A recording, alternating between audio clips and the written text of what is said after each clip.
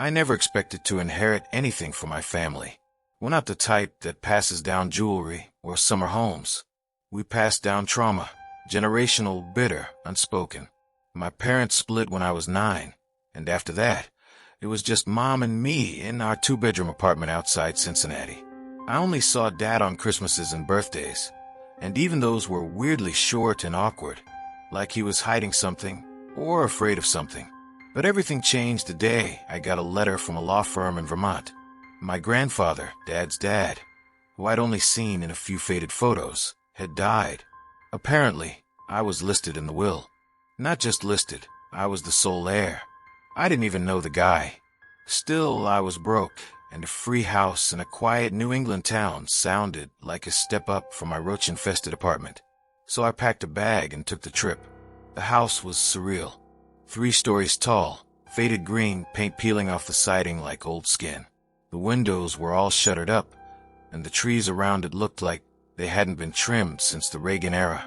It sat at the end of a long gravel road, swallowed by woods, with no other houses in sight. The kind of place you'd see in a dream, or a nightmare.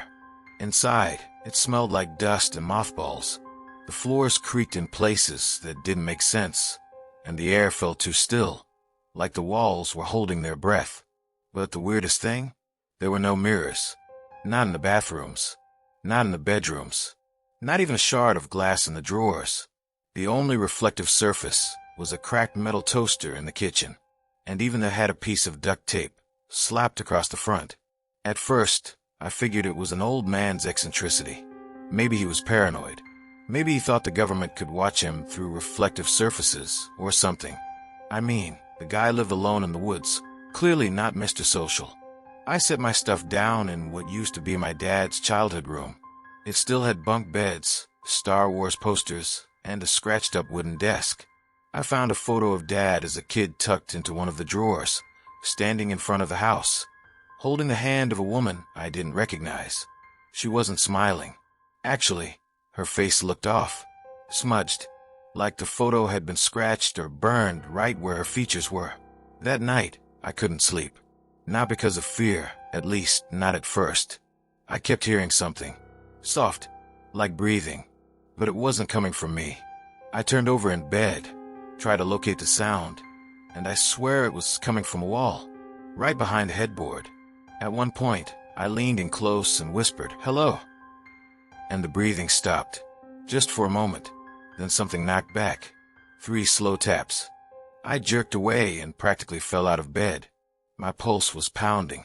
I told myself it was mice, or the house settling. Still, I didn't sleep the rest of the night. By the next morning, I'd made up my mind. I was going to clean out the house and sell it. Whatever family drama or haunted energy lingered here, I wanted no part of it. But before I left, I figured I'd check the attic. The door was hidden behind a tall armoire in the upstairs hallway. It creaked open slowly, and a narrow staircase led into darkness. The smell hit me first, sweet and rotten, like flowers left to die in a locked room. I climbed slowly. Each step groaned beneath my weight. The air got heavier the higher I went, until I could barely breathe. At the top was a wooden trapdoor. I pushed it open and instantly froze. The attic was filled with mirrors. Dozens of them, maybe hundreds, all different shapes and sizes. Some cracked, some pristine, and every one of them was covered with a white sheet, like they were corpses at a crime scene. I stood there for a long time, heart hammering in my ears. Then one of the sheets moved, just a little, a soft flutter, like it was breathing. I backed away, but my foot caught on a loose board and I fell forward, crashing into one of the mirrors. The sheet slipped off, and I saw myself, but it wasn't really me. The reflection smiled. I didn't. Then it raised a hand and knocked 3 times on the glass, just like the wall, just like last night. My body froze as the reflection continued smiling, too wide, too still, like a mask stretching over something inhuman. It tilted its head slowly, studying me with a twisted curiosity, then mouthed something I couldn't hear. My heart thundered in my chest as I stepped closer, trying to read its lips. For words, "You were here before." The attic grew darker. I turned my head just enough to realize that all the other sheets were slowly beginning to rise, not falling, not slipping, but lifting on their own, as if invisible hands were revealing the others. One by one, the mirrors came uncovered. Each one held a different version of me. Not all of them human. Some were older. Some were missing eyes or had mouths that moved silently in frantic, broken sobs. One had blood running down its chest. Another had someone else standing behind it. Someone tall and grinning with a mouth that reached ear to ear, eyes sunken deep and black like wet holes. I backed up fast, stumbling down the attic steps, slamming the trapdoor shut above me. I didn't look back. I didn't pack a bag. I just ran, out the front door, through the woods, straight to the nearest gas station 10 miles down the road. I didn't even stop when I saw a car coming. I flagged it down like my life depended on it, because it did. I stayed in a cheap motel that night, shaking, lights on, staring at myself in the bathroom mirror, and for the first time in my life, I didn't recognize my own face. There was something off, just slightly. My left eye was duller than I remembered. My smile felt too tight.